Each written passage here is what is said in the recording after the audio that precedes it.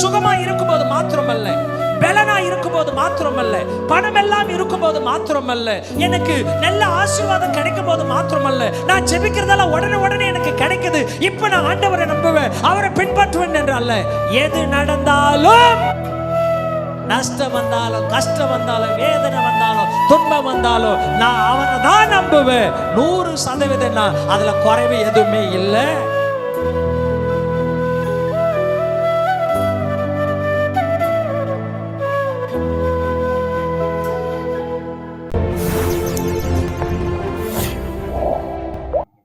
இன்றைக்கு நாம் கேட்ட எல்லா சாட்சிகளும் நம்முடைய ஆவிக்குரிய வாழ்க்கையில நம்மை உற்சாகப்படுத்துகிற சாட்சிகள். ஹல்லேலூயா. ஆண்டவருக்கும் நமக்கும் உள்ள உறவை திடப்படுத்துகிற சாட்சிகள், நம்ம இன்னும் உறுதி அடைய செய்கிற சாட்சிகள். உண்மையாகவே கண்ணீரோடு சொன்ன இந்த பிள்ளைகளுடைய சாட்சிகளை கர்த்தர் கண்டிருக்கிறார். அன்னாள் ஆலயத்திலே வந்து கண்ணீரோடு அவர் பிரச்சனைகளை சொன்னபோது, ஆண்டவர் அவள் வெளியே போகும்போது அந்த முகம் துக்கமாகவே இல்லையாம். அது வரைக்கும் அழுத அன்னாளுடைய முகம் சந்தோஷமாய் மாறினது. ஹல்லேலூயா. அன்பு சகோதரிகளை, கர்த்தர் நிச்சயமாய் உங்கள் சாட்சிகளை கர்த்தர் கண்டிருக்கிறார். இனி உங்கள் முகம் துக்க முகமாய் இருப்பதில்லை. ஆமென். தேவ பிரசன்னம், தேவ பிரகாசம் உங்கள் முகங்களிலே காணப்பட்டு உங்களுடைய சிக்னஸ் இனி ஒருபோதும் வெளியே காணப்படாது. ஆமென். இன்றைக்கு ஆண்டவர் நம்மோடு பேசும்படியாய் அடிமைக்கு கொடுத்த தலைப்பு follow will follow. Follow will follow. பின்பற்று பின்பற்றும். பின்பற்று பின்பற்றும். நமக்கு இந்த வருஷம் வாக்குத்தத்த வார்த்தை, நன்மையும் கிருபையும் என்னை தொடரும். ஆண்டவர் நமக்கு வாக்கு பண்ணியிருக்கிறார், இந்த வருஷம் முழுவதுமாய் நன்மையும் கிருபையும் நம்மை தொடரும் என்று. நம்மை தொடர்ந்து வருகிற நன்மை, நம்மை பின்பற்றுகிற நன்மை நம் வாழ்நாளில் முழுவதுமாய் நம்மோடு கூட இருக்க வேண்டும் என்றால் நான் என்ன செய்ய வேண்டும் என்று வாசிக்க போகிற சங்கீத பகுதி 23:1-2 நமக்கு சொல்லப்பட்டிருக்கிறது. சங்கீதம் 23:1-2 நாம் வாசிப்போம். கர்த்தர் என் மெய்ப்பராய் இருக்கிறார், ஆண்டவர் எனக்கு மெய்ப்பராய் இருக்கிறார், நான் தாட்சி. கர்த்தரை பின்பற்றுகிற உனக்கும் எனக்கும் வார்த்தை, இந்த வருஷத்துடைய வாக்குத்தத்தத்தின்படி நன்மையும் கிருபையும் தொடரும் என்றால் அது நம்மை பின்பற்றும். வில் ஃபாலோ, நம்மை தொடர்ந்து வரும். அதற்கு நான் செய்ய வேண்டிய ஒரே ஒரு நிபந்தனை, ஒரே ஒரு நல்ல காரியம் என்றால் I have to follow Jesus. நான் இயேசுவை பின்பற்றும் போது நான் நன்மையை பின்பற்ற வேண்டிய அவசியம் இல்லை, நன்மை என்னை பின்பற்றும். ஹல்லேலூயா, ஹல்லேலூயா. இந்த உலகத்தில் வாழ்வதற்கான அத்தியாவசியமான தேவை 3. என்னென்ன? உணவு, உடை, உறைவிடம். உணவு என்றால் இதில் தண்ணி எல்லாம் வந்துடும், சாப்பாடெல்லாம் வந்துடும், நீங்கள் கேட்குறது எல்லாம் வந்துடும். சரிங்களா? உணவு என்றால் உட்கொள்கிற உணவு. உறைவிடம், தங்குற இடம், நிம்மதியாக ஒரு இடத்துல தங்கணும், வீடு. உடை, நாம் போட்டுக்கொள்கிறது நம்மை போட்டு. ஸோ இந்த உணவு, காற்று எல்லாமே இந்த உணவில் சேர்றது தான். காற்று, தண்ணி எல்லாமே இதில் சாப்பாட்டில் சேர்றது. உட்கொள்கிறது எல்லாமே உணவில் சேர்த்துக்கொள்கிறது, இன்டேக். ஆண்டவர் இன்றைக்கு நம்மை வாழ வைப்பதற்கு இந்த 3 காரியம் உலகத்தில் நிச்சயமா அவசியம். ஆனால் ஆண்டவர் சொல்கிறார், இந்த அவசியமானதுக்கு பின்னால நீ போவாத, அது உன் பின்னால வரும். Hello hello. 1986 வருஷம் ஒரு கர்த்தருடைய ஊழியக்காரன், வைராக்கியமாய் இருந்த ஒரு தேவனுடைய மனுஷனை அகதிகள் முகாமில் அவரை சிறைப்பிடித்து பணைய கைதியாய் வைத்து விட்டார்கள். 1986 வருஷம். கிட்டத்தட்ட 4 வருஷம், 90வது வருஷம் வரைக்கும் அவரை ஜெயிலிலே, சிறையிலே கைதியாய் வைத்திருந்தார்கள். அப்படி அவர் வைத்திருந்த போது பல நேரங்களில் அவர் கண்களை கட்டி வைத்திருப்பார்களாம், மாத கணக்கில். அவருடைய பெயர் பிராங்க் ரீட் என்கிறவர். பல மாதங்கள் கண்களை கட்டி வைத்து இருட்டறைக்குள்ளே, யாரும் இல்லாத அறைக்குள்ளே அவரை வைத்திருப்பார்களாம். அவர் வெளியே வந்த பின்பதாய் ஒரு புத்தகம் எழுதும் போது இவ்விதமான ஒரு வரியை அவர் எழுதி வைத்திருந்தார். If no one cares for you, you are truly alone. If no one cares for you, you are truly alone. உனக்காக உன் மேலே யாராவது அக்கறைப்படாமல் இருப்பார்கள் என்றால் நீ வெறும், உண்மையா சொல்றேன், நீ தனியா இருக்கிற, நீ வெறும் தனியா இருக்கிற, யாரும் இல்லை உனக்கு அப்படின்னு அர்த்தம். அப்போது அவர் அதை தொடர்ந்து எழுதுகிறார். என்றைக்கு நீ தனியாய் யாரும் உனக்காக அக்கறைப்பட இல்லை என்று நீ நினைக்கும் போது முழுவதுமாய் நான் உனக்கு துணையாய் இருக்கிறேன் என்று இயேசு சொன்னார் என்று சொன்னார். ஹல்லேலூயா. 4 வருட சிறை தண்டனை, தனியமறை, சித்திரவதை, கொடுமைகள், இது எல்லாவற்றையும் நான் தனிமையாய் எப்படி சந்தித்தேன், எப்படி சகித்தேன், எப்படி நான் மீண்டு வந்தேன் என்பதை இப்போ வெளியே வரும்போது நான் உணவுபூர்வமாய் சொல்ல முடியும். எனக்கு யாரும் இல்லாமல் இருந்திருக்கலாம், எல்லாமாய் இயேசு எனக்கு இருந்ததுனால இன்னைக்கு வாழ்ந்து கொண்டிருக்கிறேன் என்றார். ஹல்லேலூயா. என் அன்பு சகோதரியே, நீங்கள் சொல்லும் போதெல்லாம் அவ்வப்போது ஒரு வார்த்தையை தொடர்ந்து சொல்லிக் கொண்டு இருக்கிறீர்கள்.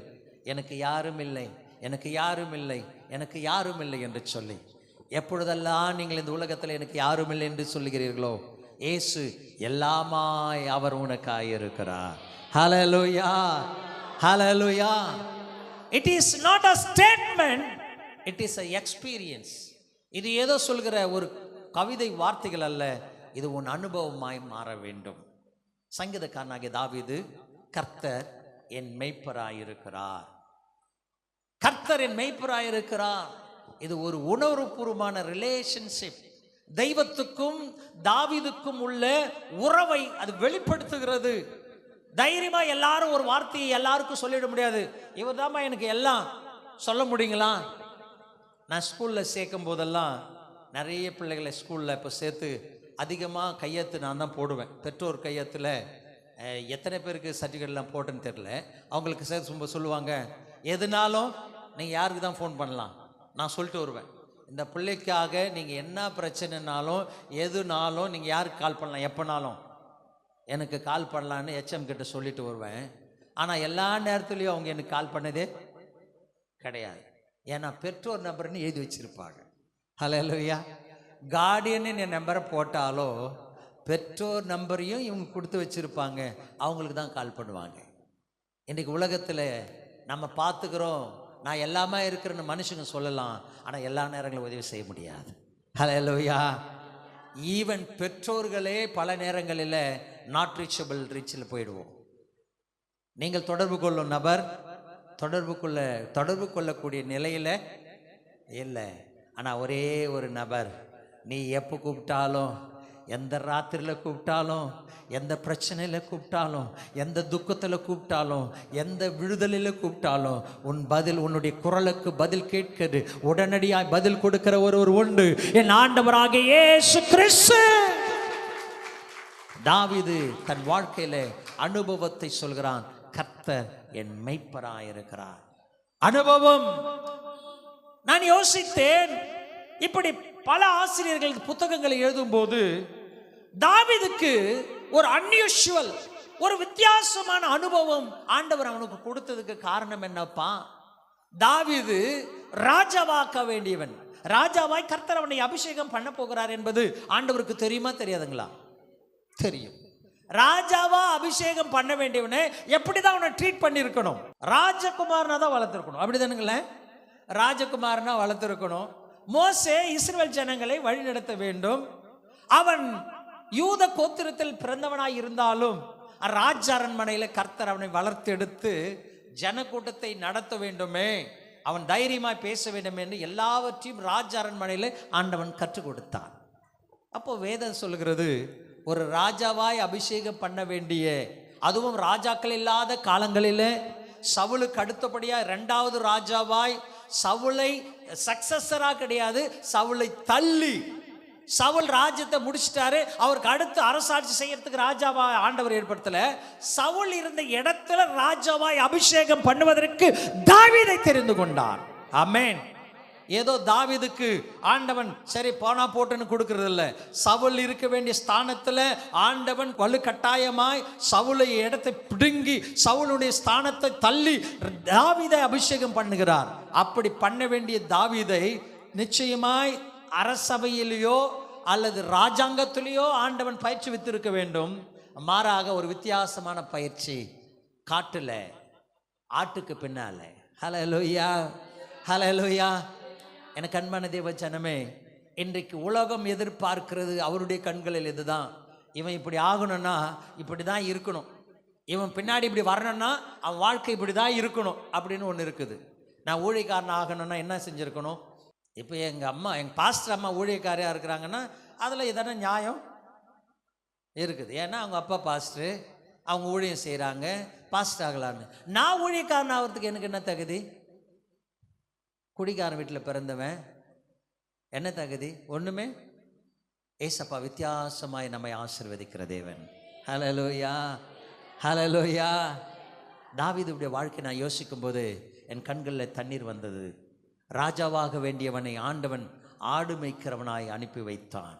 ஆடு மேய்க்கிறதுல சும்மா இல்லை, அதிலையும் தேவன் ஆண்டவருக்கும் அவனுக்குள்ள உறவை கற்றுக்கொள்ள முடிந்தது. ஹல்லேலூயா. ஆண்டவர் உங்களை எங்கே வச்சிருந்தாலும் பர்பஸ் இல்லாமல், அர்த்தம் இல்லாமல், நோக்கம் இல்லாமல் எதையும் அனுமதிப்பது இல்லை. ஹல்லேலூயா. அன்பு சகோதரி சொன்ன சாட்சிகள் எவ்வளோ ட்ரீட்மெண்ட் போனாங்களே, இது எல்லாத்துலேயும் ஆண்டவன் கற்றுக் கொடுத்தது உனக்கு ஒன்றும் இல்லைம்மா, நான் தான் உனக்கு எல்லான்னு சொல்லி கொடுத்தார். ஹல்லேலூயா, ஹல்லேலூயா. இது போனது ஒரு நல்லது. ஏன்னா அவங்க பயந்துக்கினே இருப்பாங்க, என் ஹார்ட்டுக்கு என்ன பிரச்சனை இருக்குமோ, என் கிட்னிக்கு என்ன பிரச்சனை இருக்குமோ, என் நுரையீரலுக்கு என்ன பிரச்சனை இருக்குமோ. ஆண்டவன் உண்மையாகவே இப்படிப்பட்ட சிக்னஸ் கொடுக்கலன்னா நீங்கள் எல்லாத்தையும் செக் பண்ணி ஒன்றும் இல்லைன்ற ரிப்போர்ட்டுக்கு வந்திருக்கவே மாட்டீங்க. ஹல்லேலூயா. அப்பா அனுமதிக்கிறாருன்னா உன் தலையில் ஒரு முடி கூட அவர் அனுமதி இல்லாமல் விழாதுன்னா, நம்முடைய வாழ்க்கையில் எதை தேவன் அனுமதித்தாலும் அதை நன்மைக்கு ஏதுவாய் செய்வார். தாவீது சொல்லும்போது சொல்லுங்க, கர்த்தர் என் மேய்ப்பர், நான் தாட்சி அடையேன். மேய்ப்பனுக்கும் ஆடுகளுக்கும் உள்ள உறவு என்ன தெரியுங்களா? ஆடுகள் எப்பொழுதும் மேய்ப்பனை 100% நம்பி இருக்கும். தாவீதுக்கு ஆண்டவன் கற்றுக் கொடுத்த பாடம் என்ன தெரியுங்களா? எல்லா சூழ்நிலைகளிலும் தெய்வத்தை 100% நம்புகிறதா அனுபவத்தை தரும்படியாய் ஆடுகளுக்கு பின்பதாய் கர்த்தர் அனுப்பினார். ஆமென். என் அன்பு சகோதரி சகோதரியே, இன்றைக்கு நீங்களும் நானும் செய்ய வேண்டியது, நம்ம வாழ்க்கையில் எதுனாலும் வரலாம் போகலாம், ஆனால் நீங்களும் நானும் தெய்வத்தை 100% ஆடுகளைப் போல நம்ப வேண்டும் என்று எதிர்பார்க்கிறார். ஆமென். ஆடுகளைப் போல. ஆடுகள் என்னாக்கா, அதுக்கு யாரும் அட்வைஸ் பண்ண வேண்டாம், யாரும் சொல்ல வேண்டாம். அதுக்கு தெரியும், நான் தொழுவத்துக்குள்ளே போனால் என் மேய்ப்பை வந்தால் எனக்கு எல்லாம் செய்வார். என் மேய்ப்பை ஆடு அறுக்கிற இடத்துக்கே கொண்டு போனால் கூட, ஆடு மேய்ப்பின கூட போனால் என்ன செய்யாது? பயப்படவே பயப்படாது. ஹல்லேலூயா. சந்தோஷமாக தான் போவோம். ஏன்னா ஆடு 100% மேய்ப்பனை நம்பும். தெய்வமே நம்மை ஆடுகளாய் வைத்திருக்கும் போது நீங்களும் நானும் அவரை முழுவதுமாய் 100% நம்ப தேவன் எதிர்பார்க்கிறார். நம்ம எப்படி தெரியுங்களா? ஏதாவது இக்கட்டான நேரமும் வந்தான், ரொம்ப நெருக்கடியான நேரமும் வந்தான், அல்லது ரொம்ப கடங்கார நெருக்குனா அப்போதான் ரொம்ப ஜபம், அன்னைக்கு ரொம்ப அன்னைக்கு ரொம்ப உபவாசம், ஆண்டவர் மேலே ரொம்ப நம்பிக்கை விசுவாசம். மற்ற நேரத்திலெல்லாம் ஜபம், விசுவாசம், நம்பிக்கை எல்லாம் ஓரங்கட்டி வச்சுட்டு சனிக்கிழமை நைட்டு கொஞ்சம் லேசாக தட்டி ஞாயிற்றுக்கிழமை சர்ச்சுக்கு போனோம், அப்போ கொஞ்சம் விசுவாசம். அதனால தான் பிரச்சனை எனக்கு, அதனால தான் வேதனை. கர்த்தரை நம்புகிற தேவ பிள்ளைகளே, நீங்கள் ஒரு நாளும் பயப்பட வேண்டிய அவசியம் கிடையாது. ஏன்னா ஆடுகளுக்கு தெரியும் எனக்கு எப்போ எது கொடுக்கணும்னு, என்னை விட என் மெய்ப்பனுக்கு தெரியும். ஹல்லேலூயா. அதை தான் அதை சார்ந்த பகுதிகள் சொல்கிறது. கர்த்தரின் மெய்ப்பராய் இருப்பதனாலே நான் என்ன செய்ய மாட்டேன்? I shall not want. நான் குறைவுபட மாட்டேன். ஆண்டவன் என்னை மெய்ப்பராய் வைத்திருக்கும் போது, நான் அவருக்கு பின்னால போகும்போது, அவரை நான் பின்பற்றி வரும்போது எனக்கு குறைவு எப்போதுமே எந்த காலத்தில் ஏற்படாது. ஹல்லேலூயா. ஏன்னா வீட்டில் உட்கார்ந்துருந்தா அது ஆசீர்வாதம் கிடையாது. சர்ச்சுக்கு நீங்கள் வரணும், நிறைய பேர் பலம் வேணும், டயர்டு, எந்திரிக்க முடியல, கவலைப்படாத. நீ படுக்கையாயிருந்தாலும், வியாதியாய் படுக்கையிலே இருந்தாலும், அந்த படுக்கை திருச்சபையில் இருக்கட்டும். ஹல்லேலூயா. அதனால் உனக்கு ஆசீர்வாதமும் சுகமும் உண்டாகும். ஹல்லேலூயா. என் தேவ பிள்ளைகள், நீங்கள் புரிந்து கொள்ள வேண்டும். எதற்கு இதை சொல்கிறேன் என்றால், 100% என்றால் எப்பொழுது கர்த்தரை நம்புவது. சுகமா இருக்கும்போது மாத்திரமல்ல, பலனா இருக்கும்போது மாத்திரமல்ல, பணம் எல்லாம் இருக்கும்போது மாத்திரமல்ல, எனக்கு நல்ல ஆசீர்வாதம் கிடைக்கும் போது மாத்திரமல்ல, நான் ஜெபிக்கிறதெல்லாம் உடனே எனக்கு கிடைக்குது, இப்ப நான் ஆண்டவரை நம்புவேன், அவரை பின்பற்றுவேன் என்று அல்ல. எது நடந்தாலும், ஹல்லேலூயா, நஷ்டம் வந்தாலும், கஷ்டம் வந்தாலும், வேதனை வந்தாலும், துன்பம் வந்தாலும், நான் அவரை தான் நம்புவேன். 100% நான் அதுல குறைவு எதுவுமே இல்லை. ஹல்லேலூயா. அதனால தான் அவரால் தைரியமா சொல்ல முடிஞ்சு, நான் 100% என் மெய்ப்பரை நான் நம்புவதனால எனக்கு குறைவு இல்லவே இல்லை. குறைவுனா 2 காரியத்தில் மனுஷனுக்கு குறைவு உண்டு. ஒன்று சரீர குறைவு, ஆத்துமா குறைவு, ஸ்பிரிச்சுவல் அண்ட் பிசிக்கல். ஆண்டவர் உன்னுடைய சரீரத்தையும் கவனிக்கிறார், உன் ஆத்துமாவையும் ஆவிக்குரிய வாழ்க்கையும் அவர் கவனிக்கிறார். ஹல்லேலூயா. சரீரம் பலவீனம் உள்ளது, ஆவியோ உற்சாகம் உள்ளது. ஆவி ஆத்துமா உற்சாகம், ஆனால் அதை எதை கெடுக்குதுன்னா, என் சிக்னஸ், என் சரீர பலவீனம் கெடுக்குது. அப்பாவுக்கு 2 மேலேயும் அக்கறை. ஹல்லேலூயா. அதான் தாவீது சொல்றாரு, என் சரீரமும் பலவீனம் அடையாது, என் சரீரத்துக்கும் குறை இருக்காது, என் ஆத்துமா ஆவிக்குரிய வாழ்க்கைக்கும் குறைவு இல்லவே இல்லை. ஹல்லேலூயா. இந்த வருஷம், இந்த மாதம், இந்த வாரத்தில் நீங்கள் தீர்மானம் பண்ண போறீங்க, எனக்கு நன்மையும் கிருபையும் என் பின்னால் வரணுமே தவிர அது பின்னால் நான் போக மாட்டேன். ஆமென். ஞாயிற்றுக்கிழமை வேலைக்கு போகிறவங்க யார் பின்னால் போகிறாங்க? ஓனர் பின்னால், சம்பளம் கொடுக்குறவங்க பின்னால், சம்பாதியத்துக்கு பின்னால், கடன் பிரச்சனை நெருக்குதே அது மேலே நம்பிக்கை. நீங்கள் ஆண்டவர் பின்னால் போய் பாருங்கள், உன் பிரச்சனை உனக்கு நன்மையாக பின்னால் வரும். நீ வேணான்னு சொன்னால் கூட, இல்லைப்பா அவர் கொடுக்க சொன்னார், நான் தடுக்கவே முடியாது, உனக்கு தான் கொடுக்க சொன்னார், கொடுத்துட்டு போய்கிட்டே இருப்பா. ஹல்லேலூயா. இன்றைக்கு நீங்கள் தீர்மானம் பண்ணிக்கங்க, கர்த்தரின் மெய்ப்பராக இருக்கிற 100% ஆடுகள் அவரை நம்பி இருக்கும். அவரை நம்பி இருக்கும்போது அவர் ஆடு மேய்க்க வருவதற்கு முன்பதாகவே, அது அடுத்த வசனம், அவர் என்னை புல்லுள்ள இடங்களில் மேய்த்து அமர்ந்த தண்ணீரண்டில் கொண்டு போய் விடுகிறார். அவர் என்னை 100% நம்பி இருக்கிறதுனால எனக்கு குறைவில்லாமல் அவர் ஆசீர்வாதத்தை கொடுக்கிறார். 2வது, என்னை பின்தொடர்ந்து நன்மை வரும்படி அவர் செய்கிறார். எப்படி வருதான்? அவர் என்னை புல்லுள்ள இடங்களில் மேய்த்து. புல்லுள்ள இடங்கள் என்ன எப்படி தெரியுங்களா? abundant blessing, நிறைவான ஆசீர்வாதம். ஏதோ அரைக்குறை புல்லு, அங்க கொஞ்சம் இங்க கொஞ்சம், அங்க கொஞ்சம், அங்க ஒரு 50 ரூபாய், இங்க ஒரு 100 ரூபாய், அப்படி இல்லைங்கம்மா. நீங்க ஆசீர்வாதம் பெறது, நிறைவான ஆசீர்வாதத்தை பெற உதவி செய்வார். எப்ப நிறைவான ஆசீர்வாதம் தெரியுங்களா?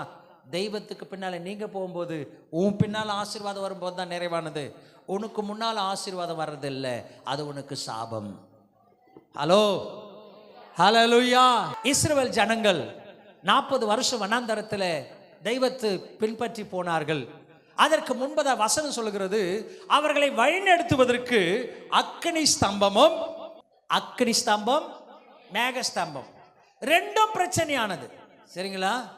மேகம் எதுக்குன்னா ஜனங்களை வெயில் கஷ்டப்படுத்தக்கூடாதுன்னு, அக்கினி எதுக்குன்னா பனி அவர்களை கஷ்டப்படுத்தக்கூடாதுன்னு சொல்லி, வெளிச்சம் இருள் கஷ்டப்படுத்தக்கூடாது, பனி கஷ்டப்படுத்தக்கூடாதுன்னு அக்கினி ஸ்தம்பம். இவங்களுக்கு முன்னாடி போகிறது, இவர்களை பின்பற்றி மேகத்தையும் அக்கினி ஸ்தம்பத்தையும் அவர்கள் தெய்வத்தை பின்பற்றி போய் கொண்டிருக்கிறார்கள். பிசாசு பார்க்குறான், அவங்க முன்னாடி தானே கடவுள் போறாரு, அவங்க முன்னாடி தானே அவர் வழி நடத்தின்னு போறாரு, நம்ம என்ன செய்யலாம்? பின்னாடி போய் அடிக்கலாம். ஹல்லேலூயா. எகிப்தின் ராஜா பார்வோன் அவனுடைய சேனைகளோடு யோசிக்கிறான், நம்ம முன்னாடி அவங்க போய்கிட்டே இருக்கட்டும், நம்ம பின்னால் போய் என்ன செய்யலாம்? பின்தொடர்ந்து போய் அவர்களை சிறைப்பிடித்து கொள்ளலாம் என்று நினைக்கிறான். இன்னைக்கு நிறைய பேருடைய வாழ்க்கையில் பிசாசு அப்படிதான் திட்டம் போடுறான். அவங்க சர்ச்சுக்கு அப்படி முன்னாடி தானே பார்த்துன்னு இருக்கிறாங்க, அவங்க போட்டோம், நம்ம தெரியாமல் எப்படி போய் பின்னால் போய், அவங்களுக்கு தெரியாமல் பின்னால் போய் அவங்கள காலி பண்ணிடலாம். வசனம் இங்கே தெளிவாக எச்சரிக்கிறது, நம்மை தைரியப்படுத்துகிறது. இவர்கள் பின்னாடி வந்துட்டு இருக்கும்போது மேகஸ்தம்பம், அவர்களுக்கு முன்பதாய் கடந்து போன மேகஸ்தம்பம் விலகி பின்பதாய் வந்ததாம். கைகளை தட்டி கர்த்தரை மகிமைப்படுத்துங்க. இவங்க எதை பார்த்தாங்க தெரியுங்களா? ஐயோ, ஜனக்கூட்டம் போரோடும் யானை ரதங்களோடும் குதிரை வீரர்களோடும் படை வீரர்களோடும் காலாட்படைகளோடும் அவர்கள் என்னை பின்தொடர்ந்து வருகிறார்களே, அங்கே சவக்குழிகள் இல்லை என்றா மோசையை பார்த்து முறுமுறுக்கிறார்கள். எகிப்திலே எங்களுக்கு சவக்குழி இல்லை என்றா இந்த வனாந்தரத்தில் சாகடிக்கும்படியா எங்களை கொண்டு வந்தாய். அவங்க தண்ணி கடக்க முடியாதபடி சமுத்திரம் முன்பதாய் நடக்கிறது, செங்கடலில் கிடக்கிறது. பின்பதாய் பார்வோனுடைய சேனை வந்து கொண்டிருக்கிறது. நடுவில் மாட்டிக்கிட்டோம், எங்கேயும் தப்பிக்க முடியாதுன்னு பயந்துட்டு இருக்கிறாங்க. ஆனால் தேவனுடைய வேத வாசம் சொல்லுகிறது, முன்பதாய் கடன் நடத்தி சென்ற மேகஸ்தம்பம் விலகி அவர்கள் பின்பதாய் வந்துச்சு. கிட்ட வந்துட்டாங்க பிடிக்கிற தூரத்தில். ஆனால் அவர்களை லேட் ஆக்கும்படி அந்த மேகம் அவர்களுக்கு, இஸ்ரவேல் ஜனங்களுக்கு ஒரு பக்கத்தில் வெளிச்சமாக, எகிப்தியர் ஜனங்களுக்கு இருளாக அந்த மேகம் இருந்ததாம். ஹல்லேலூயா. என்னுடைய ஒரு பிரசங்கத்தில் இருமுகம் மேகம் என்று சொல்லி ஒரு பிரசங்கத்தை கர்த்தர் என அடிமைக்கு கொடுத்திருந்தார். அந்த மேகத்தில் இப்படிமாய் குறிப்பிடுகிறது, மேகம் ஒன்றுதான். மேகம் வந்தா என்ன வருங்க? மழை வரும். இப்போ வெயில்ல மேகம் வந்துச்சுன்னா என்ன வரும்? நிழல் வரும். சிம்பிள். வெயில நிழல், மேகம் மறைச்சதுன்னா நிழல். ஆனா அந்த மேகத்தில் வெளிச்சம் எல்லாம் வராது. மேகம் விலகினாதான் வெளிச்சம் வரும். ஆனா இஸ்ரவேல் ஜனங்களுக்கு மேக ஸ்தம்பம் வெளிச்சமாய் இருந்ததாம். ஹல்லேலூயா. ஆனால் எகிப்தியருக்கோ அது இருளா இருந்தது. அவர்களை தொடரக்கூடாதபடி அவர்கள் ரொம்ப கடினப்படுத்தினது. ஆமென்.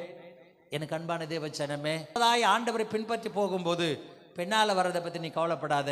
அது எதிரியே இருந்தாலும் அதை நன்மையாய் மாற்றுகிற தேவன் உனக்காய் உண்டு. கொல்ல வர ஜனம் நல்லது, நன்மையா நல்லதா? ஆனா நன்மையாய் தேவன் உனக்கு மாற்றுவார். ஆமென். ஏன் மாற்றுவார்? செங்கடலிலே அவர்களை அழிப்பதற்கு தான் அவங்களை பின்னாடி கொண்டு வராரு. இனி இப்படிப்பட்ட ஜனம் இஸ்ரவேலை தொடர்ந்து பிடிப்பதில்லை, இஸ்ரவேலை அழிக்க ஒரு கூட்டம் எழும்புவதில்லை என்பதை ஜாதி ஜனங்கள் கண்டுகொள்ள வேண்டும் என்பதை, செங்கடலை பார்வோனுடைய சேனையை அமிழ்த்தினவர் கூட வந்தார். கர்த்தரின் மேய்ப்பராய் இருக்கிறார். நான் தாட்செடியேன், அவர் என்னை புல்லுள்ள இடங்களில் மேய்த்து அமர்ந்த தண்ணீரில் என்னை கொண்டு போய் விடுகிறார். இந்த சங்கீத பகுதியை பல வெளிநாட்டுக்காரர்கள் மரணங்களிலே வாசிப்பார்கள், சிக் பெட்டில் வாசிப்பார்கள். பலவீனமாக இருக்கிற பெட்டில் போயிட்டு இந்த சங்கீதத்தை அவங்க ரிசைட் பண்ணிக்கிட்டே இருப்பாங்க. கர்த்தருடைய பிள்ளைகள், நீங்கள் இந்த மனப்பாடமாக செய்து கொள்ள வேண்டும். அநேகருக்கு தெரியும், தெரியாதவர்கள் படித்து கொள்ள வேண்டும். இதை சொல்லி உங்கள் இருதயத்தில் தைரியப்படுத்தணுங்க. நான் உயிரோடு இருக்கும்போது மாத்திரம் இல்லை, நான் மரணத்திலும் கர்த்தரை துதிப்பேன். ஏனென்றால் ஒரு ஆடு மறிச்சிச்சுன்னு வச்சுங்களேன், மேய்ப்பை வந்து ஆட்டை தூக்கின்னு போயிட்டு கசாப் கடைக்கோ எங்கேயோ புதைக்கிறதுக்கோ செத்து போன ஆடாக இருக்கும். ஆனால் நீங்களும் நானும் மறிப்போம் என்றால் ஆடை மாதிரி அல்ல, அவருடைய சுதந்திரவாளிகளா பிள்ளைகளாய் பரலோக ராஜ்யத்துக்கு தேவன் கொண்டு போவார். ஹல்லேலூயா, ஹல்லேலூயா. தேவ ஜனமே, கர்த்தர் உங்களை என்னையும் 100% அவரை நம்பணும்னு எதிர்பார்க்கிறாரு. நம்புறவங்க தான் அவரை பின்பற்ற முடியும். ஆமென். கர்த்தரை உங்க இருதயத்தில் அது உணர்வு, ஆண்டவரை நம்பிட்ட அதுக்கப்புறம் ஆப்ஷன் கிடையாது. ஒரே ஆப்ஷன், பிளான் பி எல்லாம் கிடையாது. ஆமென். ஒரே பிளான் தான், அவர் தான் எனக்கு பிளான். அதுக்கு மேலே இன்னொரு ஆப்ஷன் எல்லாம் கிடையாது. ஏ பி பிளான் சி பிளான் எதுவுமே கிடையாது. ஒரே ஒரு பிளான், அவர் என் மேய்ப்பர். என்ன பண்ணுவேன் எனக்கு தெரியாது, அவர் தான் என் மேய்ப்பர். ஹல்லேலூயா. தாவீது 100% நம்பினதுனால அவன் எங்கே ஓடினாலும் அவன் விரட்டப்படுகிறான், அப்போ அவரை நம்பினான். ஆடுகள் மத்தியிலே அப்பவும் அவரை நம்பினான். அரசனானான், அப்பவும் அவரை நம்பினான். தவறு செய்து விழுந்து போனான், அப்பவும் அவரை நம்பினான். நிறைய பேர் நினைப்பாங்க தாவீதுக்கு ஒரு காரியம் தெரியும், அவர் என் மெய்ப்பராக இருக்கிறார்னா he cares for me, எனக்காய் அக்கறைப்படுகிறவர் உண்டு. நிறைய பேருடைய நினைவு என்ன தெரியுங்களா? ஆண்டவர் ஒரு பெட்டரான ஆளு, ஜெபிக்கிறான ஆளு, ஒரு பரிசுத்தமான ஆளு, நல்ல காணிக்கை கொடுக்கிற ஆளு, நல்ல சபைக்கு போற ஆளு மேல ரொம்ப அக்கறைப்படுவார், என்னை விட்டுருவாரோ? நிறைய பேருக்கு சந்தேகம் இருக்குது. ஆமே. அன்பு தேவ ஜனமே, அப்படி கிடையவே கிடையாது. ஏசப்பாவை நீங்க நம்பிட்டீங்கன்னா நீங்க என்ன நிலைமையில் இருந்தாலும் அவர் உண்மையில அக்கறை உள்ளவராயிருக்கிறார். ஹல்லேலூயா. இந்த நம்பிக்கை உங்களுக்குள்ள வந்துருச்சுன்னா இந்த உலகத்தில் நீங்க தோத்து போக மாட்டீங்க. பின்னாடி வர்றது எதை குறிச்சும் பயப்பட மாட்டீங்க. ஏன்னா பின்னாடி தீமை வந்தாலும் அதை உனக்கு நன்மையாய் மாற்றி கொடுக்கிற தேவன் உண்டு. ஹல்லேலூயா. அவர் என்னை புல்லுள்ள இடங்களில் மேய்த்து அமர்ந்த தண்ணீர். இது ரொம்ப முக்கியமானது. Rest and peace. நிறைய பேருக்கு ரெஸ்ட் இல்லாம ஓடுறது பிடிக்கும். ஆனா நிறைய பேரை ரெஸ்ட் பண்ண வைக்கிறார் ஆண்டவர். ஆமென். அமர்ந்த தண்ணீர்னா லே டவுன்ஸ், என்னை அமைதியா ரெஸ்ட் பண்ண வைக்கிறாரு. எனக்கு தூக்கம் நல்லா தூங்குவேன். ஆனால் போன பாஸ்டாம ஈடன் ஊருக்கு போயிட்டு பின்னாடி ஒரு வாரம் நான் நல்லா தூங்கவே இல்லை. தூங்கலைன்னா எப்பவும் முடிச்சுப்பேன். எப்போ ஒரு அரை தூக்கமாகவே யாராவது வருவாங்கல்ல, யாராவது தட்டுவாங்கல்ல, கேட்டை பூட்டிட்டு தான் தூங்குவேன். ஆனாலும் நிம்மதியான தூக்கம் இல்லை. அநேக நேரங்கள் நமக்கு ரெஸ்ட் தேவை. ஆமென். ஏன் ரெஸ்ட் தெரியுமா? கர்த்தருக்கு காத்திருக்கிறவர்களோ புது பலன் அடையத்தக்க ரெஸ்ட். அதுக்கப்புறம் ஓட்டம் ஓட்டம் ஓட்டம் ஓட்டம் தான். நேற்றைக்கு வரைக்கும் ஒரு மரணம், வார வாரம் மரணங்கள். அக்கரைப்பாத்தில் என்னுடைய ஹாஸ்டலில் படித்த ஒரு மாணவர் மரித்து போனார். எனக்கு அன்பான தேவச்சனமே, ஆண்டவர் சொல்லுகிறார், என்னை ரெஸ்ட் பண்ண வச்சு ரெஸ்ட் அண்ட் பீஸ், சமாதானத்தை கொடுக்க விரும்புகிறார். எனக்கு நிறைய பேர் சமாதானம் இல்லாத ஓடின்னு இருக்கிறோம். ஃபாஸ்ட் வேர்ல்டு, வேகமாக போகிற உலகம். நீங்கள் வேகம் வேகம் வேகம். அதனால தான் எங்கே பார்த்தாலும் என்ன இருக்குது? Fast food. இருக்கிறீங்களாம்மா? Fast food fast food fast ஃபுட்டுன்னா நீங்கள் நினைக்காது, அது அர்த்தமே நிறைய பேருக்கு பிடிக்காது. ஃபாஸ்ட் ஃபுட்டுன்னா என்ன? துரித உணவு அப்படின்னா ஃபாஸ்ட் ஃபுட்டு. நாம் நினச்சிருக்கிற ஃபாஸ்ட் ஃபுட்டு என்னென்னா அதில் சிக்கன் ரைஸ் கடை அப்படி. ஃபாஸ்ட் ஃபுட்டுன்னா துரித உணவுன்னா அதுலேயே அர்த்தம் இருக்குது. வேகமாக செஞ்சு கொடுக்குற உணவு, வேக வேகமாக செஞ்சு கொடுக்கும். நீ 10 நிமிஷத்தில் அரை மணி நேரம் செய்கிற சாப்பாட்டை அங்கே போனால் 5 நிமிஷத்தில் கொடுத்துருவாங்க. ஃபாஸ்ட். வாழ்க்கையும் ஃபாஸ்ட்டாக போச்சு. 80 வருஷம் வாழ வேண்டிய மனுஷன் நேற்றுக்கு 49 வயசு மரிச்சிட்டார். இனிமேல் நம்முடைய வாழ்க்கையில் 60 தொட்டுட்டாக்கா வா கொண்டாட்டமாக தான் இருக்கும். 60 வயசு வந்துச்சுன்னா சாதிச்சுட்டாயா மனுஷன், 60 வயசு வாழ்ந்துட்டான். அந்த காலத்தில் 100 வயசெல்லாம் சாதனை இல்லை, 80 வயசு சாதனை இல்லை. இப்போ இருக்கிற காலகட்டம் 60 வந்துச்சுன்னா அப்பா நான் வாழ்ந்து முடிச்சிட்டேன்யா 60 வயசு. எனக்கு அன்பான தேவ, ஃபாஸ்ட்டாக நம்ம வாழ்க்கையை முடிச்சிட்டு இருக்குது. ஃபாஸ்ட் லைஃப் ஃபாஸ்ட்டாக முடிஞ்சிட்டு இருக்குது. ஆண்டவன் சொல்கிறான், இந்த ஃபாஸ்ட்டில் உனக்கு ஒரு ரெஸ்ட் ஸ்டாப் தேவை. என்ன ஸ்டாப் தெரியுமா? Rest and relax. ஹல்லேலூயா. எனக்கு அநேகருடைய வாழ்க்கையில் உறவுக்காரர் கூட பேசுறதுக்கு நேரம் இல்லை. டெக்ஸ்ட் மெசேஜே ஃபாஸ்ட்டாக போயிடுச்சு. எப்படி? ஃபுல்லாக எழுதுதில்லை. காட் பிளஸ் யூன்னு போட்டால் ஜிபியூ போட்டுறாங்க. என்னடா ஜிபியூன்னு நானே ரொம்ப காலமாக என்னடா ஜிபினாக்கா ஜிபிஎஸ் மாதிரி. காடுக்கு ஜி போடுறாங்க, பிளஸ்ஸுக்கு பி போடுறாங்க, யூக்கு ஒரே யூ போட்டுறாங்க. இப்போ ஆண்டவர் அப்படி எடுத்துகிட்டு வச்சுங்களேன், சிக்கனுக்கு சி மட்டும் கொடுத்துட்டாருன்னா என்ன இருக்கும்? சாரிக்கு எஸ்ஸை மட்டும் கொடுத்தாருன்னா எப்படி இருக்கும்? அந்த நூல், ஒரு நூல், சாரியினுடைய ஒரு நூல், கம்மல் ஒரு அப்படி லேசாக ஒரு துளி, இதான் என் கம்மல், இதில் தான் கம்மல் வரும் கொடுத்துட்டா எப்படி இருக்கும்? சுருங்கி போச்சு வாழ்க்கை. இப்படிப்பட்ட வாழ்க்கையில் என் பிள்ளைகள் ரெஸ்ட் பண்ணி சமாதானத்தோடு இருக்க விரும்புகிறார். ஹல்லேலூயா. அதுக்கு நான் செய்ய வேண்டிய ஒரே ஒரு காரியமா, அவரை ஃபாலோ பண்ணணும். யூ ஃபாலோ ஜீசஸ், நன்மையும் கிருபையும் உன்னை ஃபாலோ பண்ணும். இன்னைக்கு மக்கள் தவறாய் புரிந்து கொள்வது, நன்மையை ஃபாலோ பண்ண ஆரம்பிச்சதுனால அவர்கள் வாழ்க்கை சிதறடிக்கப்பட்டு சின்னாபின்னமாய் கொண்டிருக்கிறது. இன்னைக்கு என் அன்பு பிள்ளைகள் நீங்க புரிஞ்சுக்கொள்ளணும், நன்மை உன் பின்னால் வரணுமா? ஆமென்.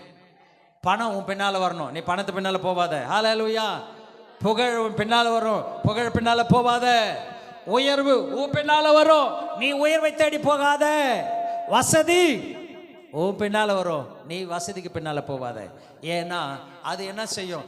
யாரு கேப்பபிள் அவங்க கிட்ட போயிடும். ஆமென். பணம் உன் கையில் வந்து நீ பின்னாடி போனேன்னா அது உன் பின்னாடி போய்கிட்டே இருக்கும். உனக்கு முன்னால ஒரு ஆளு உன்னை விட கேப்பபிளாக பணத்தை டபுள் ஆக்குறவராக இருப்பார், அவர் கையில் பணம் போயிடும். இவன் சரிப்பட்டு வரமாட்டான்ட்டு அவங்க கிட்ட போயிடும். ஹல்லேலூயா. ஆனால் அது உன் பின்னால் வந்தாக்கா ஆண்டவன் அதை கண்ட்ரோல் பண்ணி உங்ககிட்ட வச்சிருப்பாரு. ஆமென். தீர்மானம் பண்ணிக்கங்க, நான் யாரை ஃபாலோ பண்ண போறேன் இன்றைக்கு. தெய்வத்தை பின்பற்றுவா என்றால் நன்மையும் கிருபையும் உன்னை பின்பற்றும். ஆண்டவன் உன்னை போஷிக்கும் போது பசுமையான அறக்குறையால் அபாண்டன்ஸ் லைஃப், அவன் புல்லுள்ள இடங்களில் மேய்ப்பாரான், இல்லாத இடங்களை காஞ்சு போன இடத்துல இல்ல. ஈசாக்கு பஞ்சத்துல போய் விதைக்கிறான், ஊரே பஞ்சத்தில் இருக்குது, அவனுக்கு மட்டும் 100 மடங்கு ஆசீர்வாதம். ஆமென். ஏன்னா he trusted Jesus 100%. ஆண்டவரை 100% நம்பினதுனால பஞ்சம், ஆனால் அவனுக்கு 100 மடங்கு ஆசீர்வாதம். கைகளை தட்டி கர்த்தரை மகிமைப்படுத்து. சூழ்நிலைகள் எதுவாயிருக்கலாம், உன் நிலைமை எதுவாயிருக்கலாம், நீ எந்த குடும்பத்தினால இருக்கலாம், நீ பின்பற்ற வேண்டியது இயேசு ஒருவர் மாத்திரமே. நல்ல பேருக்கு பிரச்சனை என்ன தெரியுங்களா? ஐயோ போயும் இந்த குடும்பத்தில் நான் வந்து வாக்கப்பட்டினேன், போய் இந்த ஊரில் வந்து வாக்கப்பட்டினேன், இவனுக்கு நான் தலை கழுத்தை குத்தினேன். அம்மா நான் சொல்கிறேன், ஏசப்பா மட்டும் நீ பின்பற்றினா நீ எங்கே இருந்தாலும் ராஜா தான், ராணி தான்.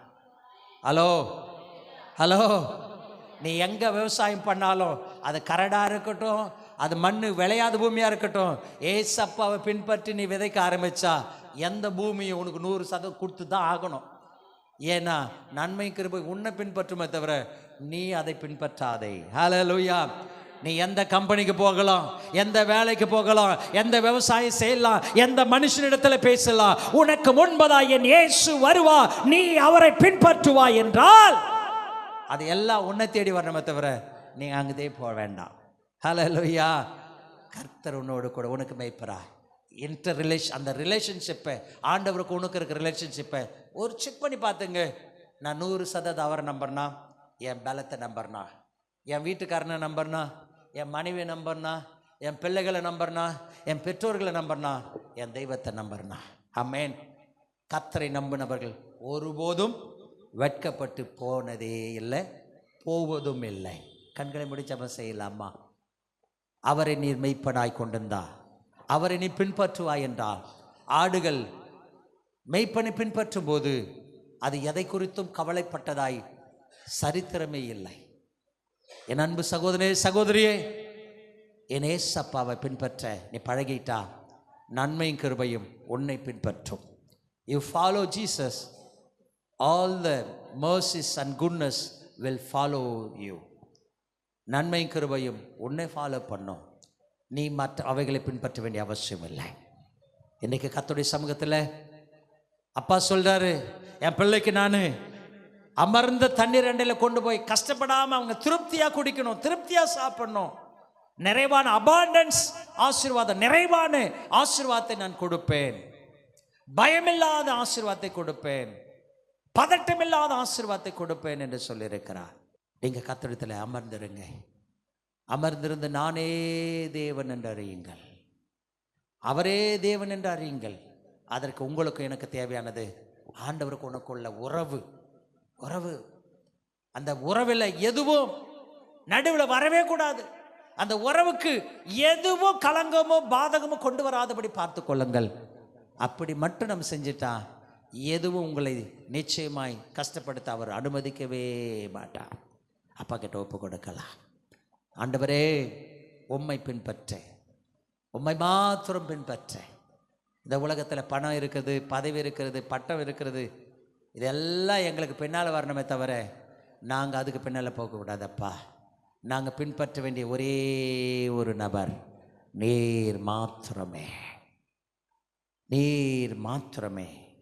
இன்றைக்கு கர்த்தர் நமக்கு கொடுக்குற எல்லா அனுபவங்கள் எதிர்கால திட்டத்துக்கான அனுபவம். தாவீதுக்கு ஆண்டவர் அனுபவத்தை கொடுத்து அந்த ஜனங்களை மேய்க்கத்தக்கதாய், தெய்வத்தை நோக்கி பார்க்கத்தக்கதாய் நடத்துவதற்கு ஆண்டவர் இந்த ஆடு மேய்க்கிற அனுபவத்தை அவனுக்கு கொடுத்தார்.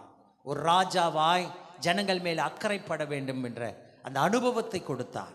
இன்னைக்கு உங்களுக்கு எனக்கு கொடுக்குற அனுபவங்கள் எல்லாமே தெய்வத்தை இன்னும் அதிகமாய் நேசிக்க, இன்னும் அதிகமாய் அவரை நேசிக்க, அவரை பின்பற்ற, நம்முடைய சந்ததிகளுக்கு கற்றுக் கொடுக்க ஆண்டவர் நமக்கு அனுமதி கொடுக்கிறார், அனுபவமாய் கொடுக்கிறார். அனுமதிக்கிற எல்லாம் அனுபவத்துக்காக, அனுபவங்கள் எல்லாம் அவரை அண்டிக் கொள்வதற்காக. மறந்து போகாதீர்கள், அனுமதி தேவன் நம்முடைய வாழ்க்கையில அனுமதிக்கிற எல்லாம் நம்முடைய அனுபவங்களுக்காக, அனுபவங்கள் எல்லாம் அவரை அண்டிக் கொள்வதற்காக. நல்ல ஆண்டவரே, நன்றியோடு துதிக்கிற சாமி. தாவீது தன்னுடைய வாழ்க்கையை அனுபவித்து உணவுபூர்வமாக எழுதி வைத்திருக்கிற வார்த்தைகள் எங்கள் வாழ்க்கைக்கு பிரயோஜனப்படட்டும். உம்மை பின்பற்றுகிற பாக்கியத்தை, என் மெய்ப்பராகிய நீர் எனக்கு எல்லாவற்றையும் செய்ய வல்லவர், உம்மாலே அன்றி எனக்கு எதுவுமே ஆண்டவரே நடக்காது, கிடைக்காது, வராது என்பதை நாங்கள் புரிந்து கொள்ள அந்த அனுபவத்தை தாவீதுனுடைய வாழ்க்கையின் மூலமாக எங்களுக்கு கற்றுக் கொடுத்தீரே, உமக்கு நன்றி செலுத்துகிறோம் சாமி. எங்கள் வாழ்க்கையில் தேவையான எல்லா நன்மைகளும் எங்களை பின்பற்றும் என்று வாக்குரைத்திருக்கிறீர்.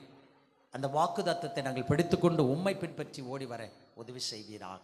இந்த வாரம் முழுவதுமாய் எங்கள் வாழ்க்கையில் உம்மை பின்பற்றுகிற அனுபவம், உம்மோடு இணைந்திருக்கிற அனுபவம், எல்லாவற்றிற்கும் உம்முடைய முகத்தை நோக்கி பார்க்கிற அனுபவத்தை எங்களுக்கு கற்றுக் கொடுக்க வேண்டும், அனுபவிக்க வேண்டும் என்று சொல்லி எங்கள் ஆண்டவராகிய இயேசுவின் நாமத்தில் ஜெபிக்கிறோம் நல்ல பிதாவே, ஆமென்.